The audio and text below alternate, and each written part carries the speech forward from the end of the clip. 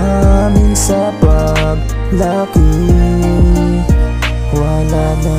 Paano na to ina? Sino na aming makakasama? Paano na to ama? Sino na magsusundo pag uuwi kami galing sa paaralan? Paano na ito? Ang hirap pala ng ganto.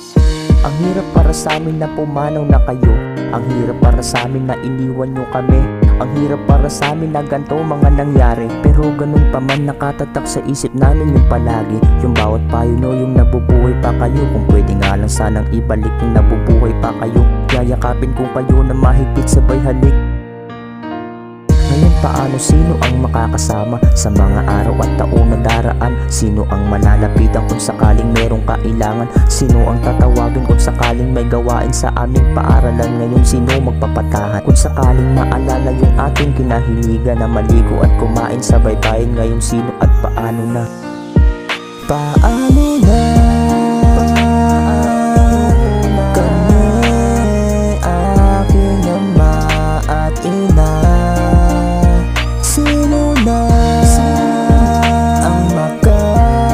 Kasama namin sa paglaki.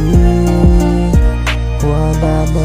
Ngayon wala ka na ama't ina. Sino at paano na kami? Alam niyo ba walang gabi na di kami mapakali, sapagkat hinahanap-hanap namin yung kalingan ng inyong pagmamahal.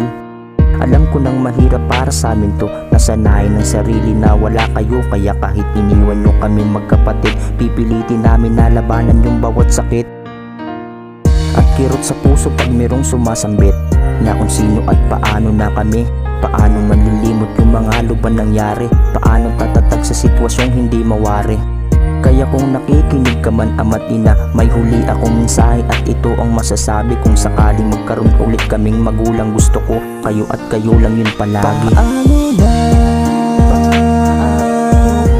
Kami aking ama at ina.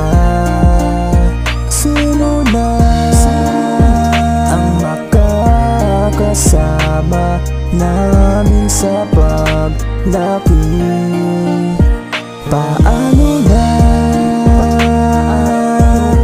Kami aking ama at ina. Sino na ang makakasama namin sa paglaki?